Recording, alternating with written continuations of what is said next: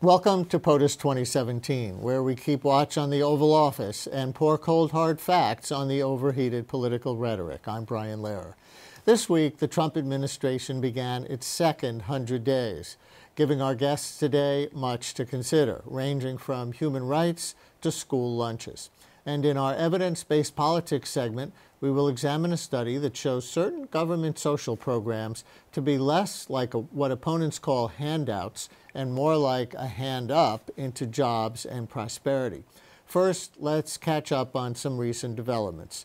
Turns out the GOP plan to replace Obamacare itself has a pre-existing condition, low vote count, because it removes the guarantee of equal premiums for people with previous conditions. Some relatively moderate Republicans don't want to be caught voting for it.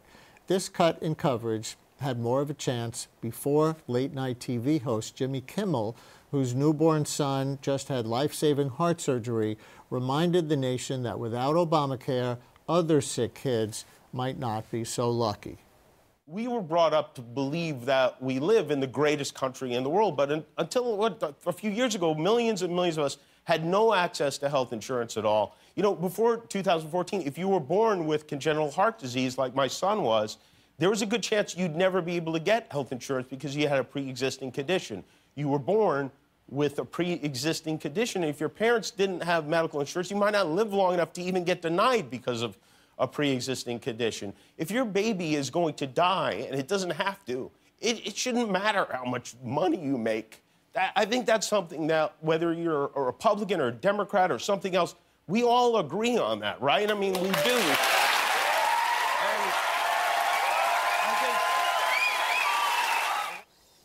TV versus the reality TV president. Who will win? And what else transpired since we last met? Well, Congress passed a 5-month spending bill avoiding a government shutdown. The president had to give in here and there. No down payment for the wall. Planned Parenthood and sanctuary cities remain funded. On Saturday, 100,000 people marched on Washington, also Lisbon, Amsterdam, and elsewhere, calling for action on climate change. The president was out of town holding a pep rally. And this past week, Trump said he would be honored to meet with North Korean leader Kim Jong-un under the right circumstances. He also invited 2 other strong men to the White House, Turkey's Tayyip Erdogan and the Philippines' Rodrigo Duterte. Trump also said that he would like to see the big Wall Street banks broken up, but there's no such plan. And he told an interviewer that the Civil War could have been avoided, and the people don't know why it happened. Speaking of what kids are fed in high school, the Trump administration is relaxing school lunch nutrition requirements. More salt, more fat in the milk, and half the whole grain. Sorry, Michelle.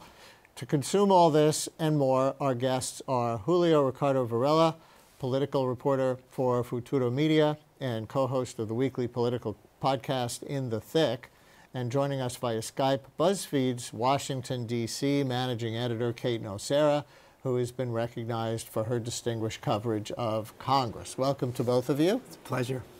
Thanks, Brian. And Kate, let me go right to you for a little distinguished coverage of Congress. The Obamacare repeal and replace debate is changing so quickly, but the last I saw, a very key Republican, Congressman Fred Upton of Michigan, had announced that he would be voting no yesterday if such a bill came to the floor, and today he reversed himself and said he'd be voting yes. Tell us why this is important and where that whip count, as they call it, stands as of this moment. The whip count is extremely close right now, and getting Fred Upton back on the bill was key for the Trump administration. Fred Upton is the chairman of the Energy and Commerce Committee. Him voting against the bill, voting against something that Paul Ryan really wants, would have been there's really no comparison, right? Like, it would have been horrible for the Republican Party. So they're slowly getting more Republicans back on their side, but there are still roughly around 17 undecideds who are leaning no, maybe leaning yes. They can only lose about 4 right now. So if 4 of those undecideds decide to vote no, they'll lose the bill. Is it clear what got him back? I think his concern yesterday was pre-existing conditions wouldn't be sufficiently covered. Yeah, and what they've done now is they've decided to pour more money into something called high-risk pools to cover people with pre-existing conditions. The high-risk pools are controversial, and the high-risk pools that were under Obamacare ran out of money very quickly. And what the Trump administration and Congress has proposed is another $8 billion into those high-risk pools. It's really unclear how much that would cover for people, but it seems to be enough of a fig leaf to get some of the more moderate Republicans back on their side. But Julio, these would be optional because it would devolve the whole thing to the states. So individual states, depending on the politics, could decide no high-risk pools. They can charge just whatever the market will bear for people with pre-existing conditions to buy health insurance. That is absolutely correct, and that's part of what you're seeing is sort of this belief in that the free market's going to take care of healthcare, and we're kind of looking at the same philosophical divide between people who see healthcare as a right and people who see healthcare as a business. Can you explain the philosophy? You don't have to agree with it, but from the Freedom Caucus's point of view, right?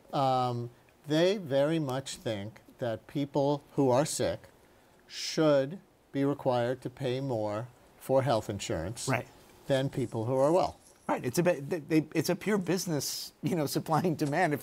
If people look at patients or sick people or people with pre-existing conditions as customers, then obviously you're going to invest more in those customers, and in the sense that you're not going to make money. And so I think this is a really you talk about insurance companies. Let's be real. Insurance companies rule our healthcare system, and we've been trying to tackle this for decades. Even it almost feels like 100 years. And I personally Jimmy Kimmel has a child with a pre-existing condition. So do I. I have a type 1 diabetic daughter, who I have felt the brunt of insurance companies just. They are not doing it for the good of the people. It's for the good of the dollar. I want to move on to some other things in a minute, but Kate, I don't want to overstate it, but the Freedom Caucus does seem to want people to pay more if they're sick for health insurance, but if the high-risk pools are supposed to be the fig leaf here, why do they care if the taxpayer subsidizes sick people's insurance through high-risk pools, or if they subsidize it through pre-existing conditions, community rating, or we all pay the same thing requirement? Yeah, their argument is that they don't think you as a healthy individual shouldn't have to pay more for other people's health care, right? I mean, that has always been the longstanding Republican ethos. And that's exactly what Jimmy Kimmel was crying about on television. Right. And the healthcare, I mean, I think what people are figuring out, what Trump is figuring out, is that healthcare is really, really hard. I mean, Obamacare is incredibly complicated, and it took years to get together and get passed. It wasn't passed overnight, despite some of the rhetoric that you might hear. And it's not a perfect law. But a reason, because of some of those complexities, they wanted to cover, everyone with pre-existing conditions. That is a very, very hard thing to do from a business standpoint if you don't have everyone buying in. And I think that's what Republicans are, sort of coming around to try and figure out. All right. New topic. Jeff Sessions, the Attorney General, went to Long Island, New York, and announced a crackdown on the gang MI13, which has apparently been responsible for a spate of horrible murders there. But he put it in terms that raised questions about whether he was using this issue to kind of grandstand against immigration in general. Here's a clip of the Attorney General in Long Island, New York. We cannot continue with this transporting across our border illegal immigrants who have not been properly vetted and actually are part of criminal organizations. This is a fundamental requirement of a lawful society. And we've got to dismantle these human smuggling networks that have become pretty effective in bringing people into the country illegally. Julio, can you unpack what's real from what's political? I will try, Brian, because there's a lot of rhetoric coming out of Jeff Sessions, and this is just one example. You know, we can get into the issue of how gangs actually got formed in the United States, and it's actually, if people want to look at that, there's a 20-year history of bad deportation policy that was there. But if you're looking at the actual statistics, and I'm going to talk about the highly publicized raids that happened in February, and I think the Washington Post talked about this a couple of days ago, that half of those arrests were pretty much either non-criminal convictions or driving offenses. And I've been following immigration. You know, that's my beat. That's kind of like what I do. And I've been talking to ICE, and I'm trying to, you know, I hear what Jeff Sessions is saying, and at the same time, I'm trying to look at the statistics that are coming from ICE, and there's no mention of MS-13. So here's the thing: if ICE knew that they were capturing these so-called these criminals, these gang members, those would be on the front page of ICE.gov tomorrow, right? So that's not what's happening in terms of removals. What Sessions does, and he's brilliant at it, and so is Trump, and so is anyone else that talks about this issue, is that he's starting to connect the dots. So there's crime in, let's say, Long Island and Chicago, and it's drug-related.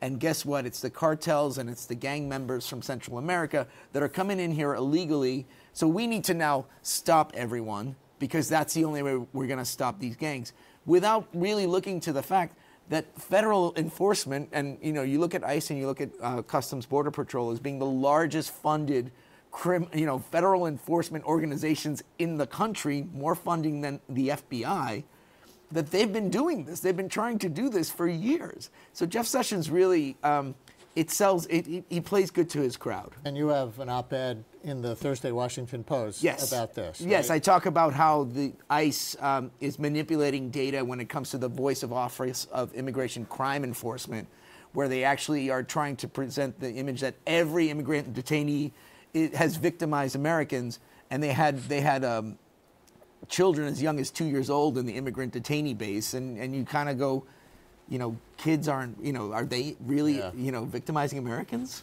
So, Kate, new topic but related. Despite the politics of this, they couldn't get the wall into the 5-month spending bill, even with Trump as president and a Republican majority in both houses of Congress. Why not?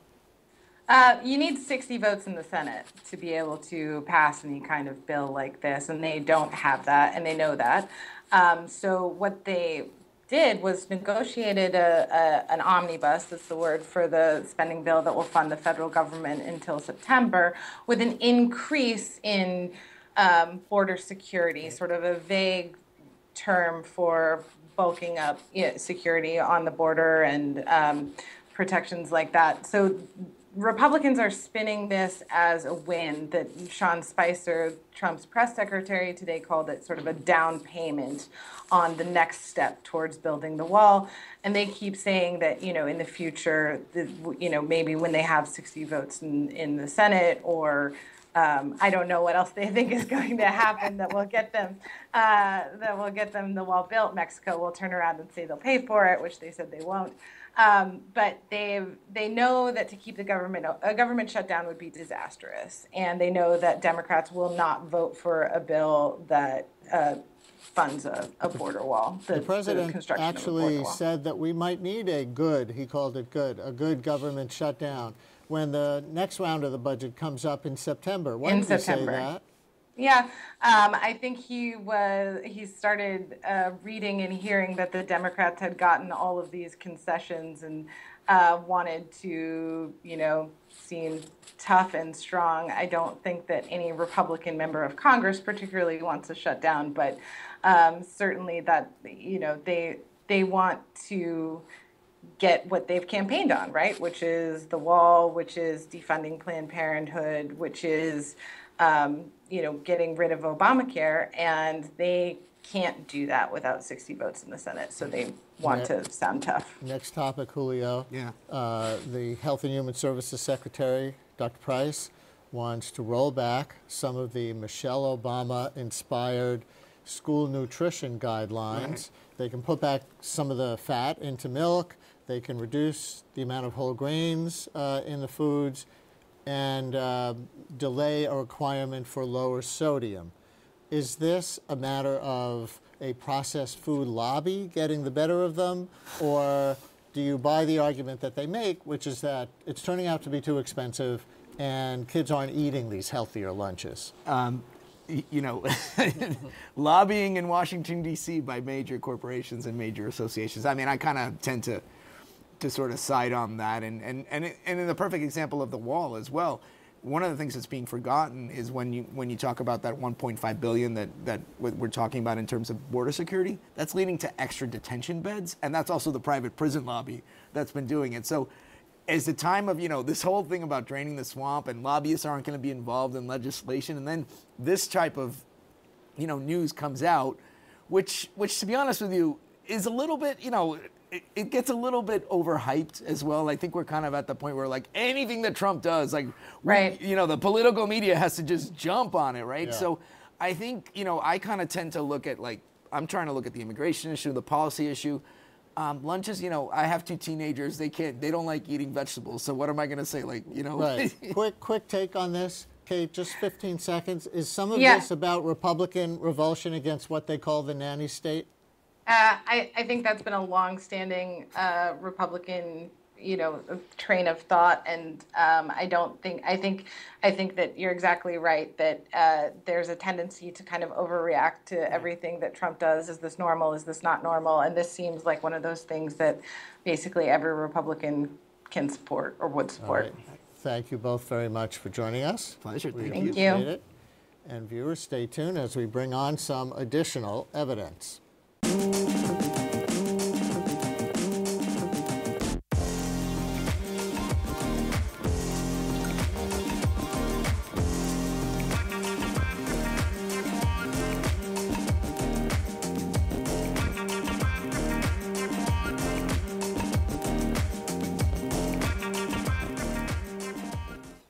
Time for evidence-based politics, where we pour cold, hard facts on the overheated political rhetoric.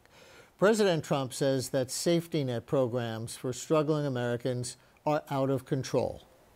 We want to get our people off of welfare and back to work. So important. It's out of control. It's out of control. For Trump and among conservatives, the argument against social welfare programs, they discourage employment and create what Paul Ryan calls a hammock instead of a net. So in theory, cuts to subsidies should encourage people to work. But a growing body of literature finds that certain federal safety net programs actually lead to employment and better life outcomes. These include the Earned Income Tax Credit, a subsidy for individuals who are employed but have a low income, and food stamps, or SNAP. These findings are detailed in studies by Julio Hoynes, professor of public policy and economics at the University of California, Berkeley. She is also co-editor of the American Economic Review, and she joins us on Skype from Berkeley. Hello, Professor Hoynes. Welcome to the program. Thank you very much for having me. Paul Ryan's hammock comment, it makes it sound like people, just by virtue of being on food stamps, are living high on the hog and taking advantage of the rest of us. How much does the data bear that out? Well, not very much.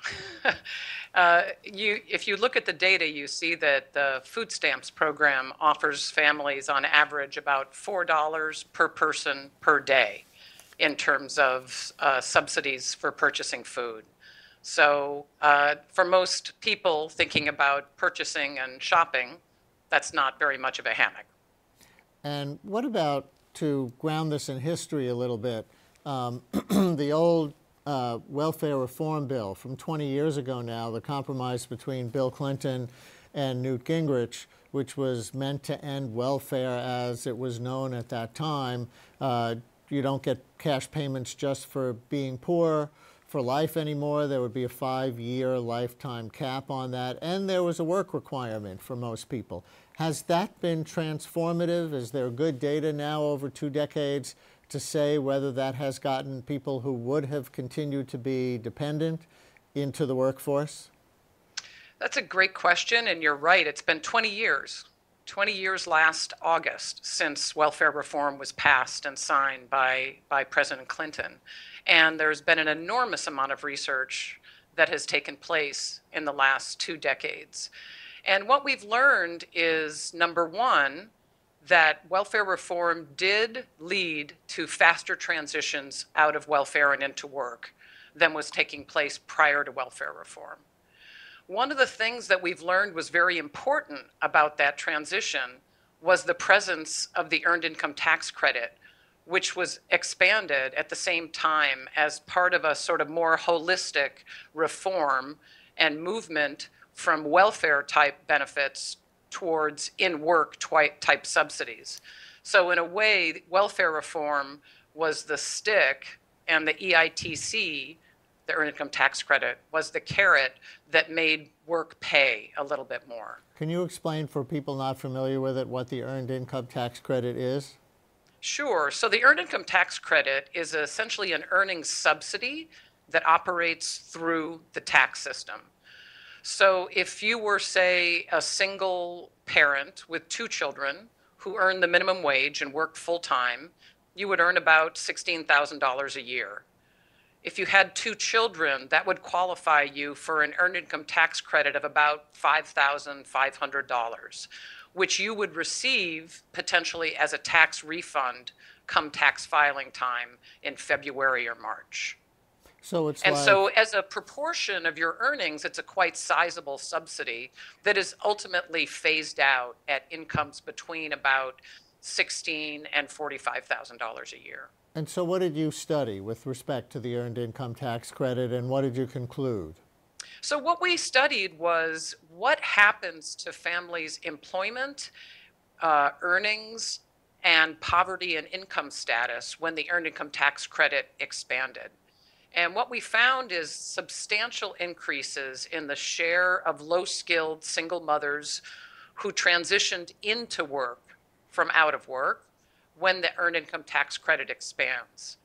And if you look at the most current census data, you will find that the earned income tax credit is the largest anti-poverty program in America. It lifts about 5.5 million children out of poverty in the most recent year of data. It turns out that 5.5 million children is under an underestimate of about half of the total reductions in poverty that come through not just the handout of the credit, but the increased earnings in the household that the credit sort of facilitates in some way. Why don't they just increase the minimum wage by that much rather than have taxpayers subsidize these employers who get to pay the lower wages?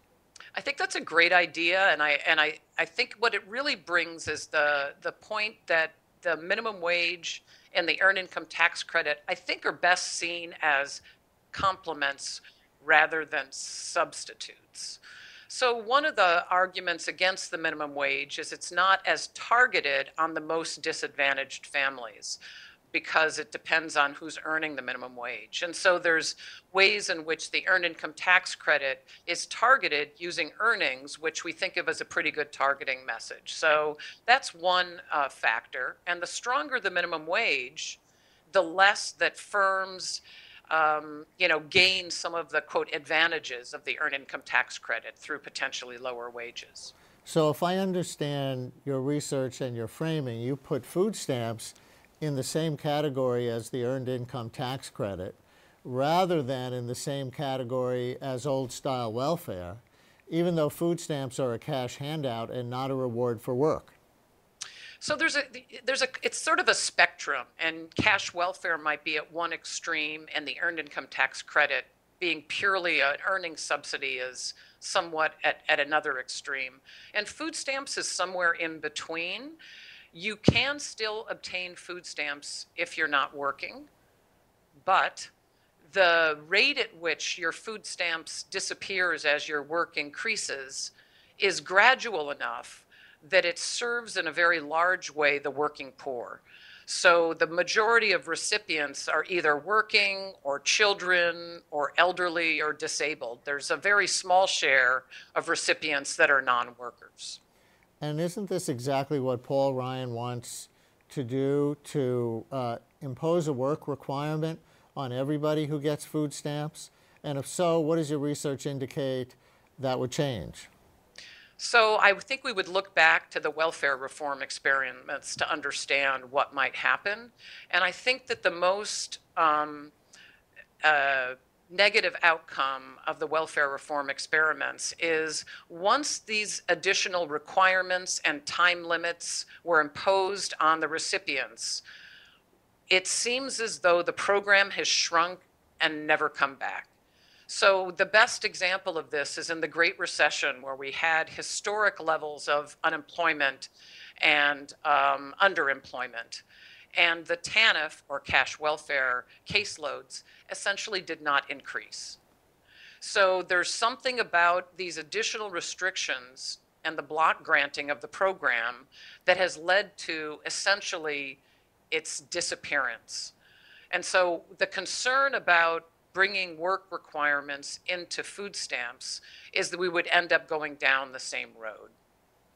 And when Ryan wants to take the food stamp program and end it as a federal entitlement, same thing with Medicare, and turn it over to the states, is that because he thinks the states will impose work requirements that they can't get through Congress? I think the real desire of turning things over to the states is bundled with taking the open-ended entitlement aspect of these programs and capping them with block grants. So that's what happened with welfare reform. The federal government had been sharing the cost of cash welfare with the states, and when demand increases because of population growth or recessions, the program would automatically expand. Once a program is block granted, you essentially lose that automatic adjustment that takes place in times of need. So I think one of the desires to move it from the federal to the state government is essentially to create restrictions on the size of the program. You can give states flexibility in how they design their programs without block granting and ending the entitlement, which we know is so essential. Professor, thank you very much. Thank you very much. Great to talk to you. And that's POTUS 2017 for today. We're here each week at this hour, keeping watch on the Oval Office and pouring cold, hard facts on the overheated political rhetoric. I'm Brian Lehrer. Thanks for watching.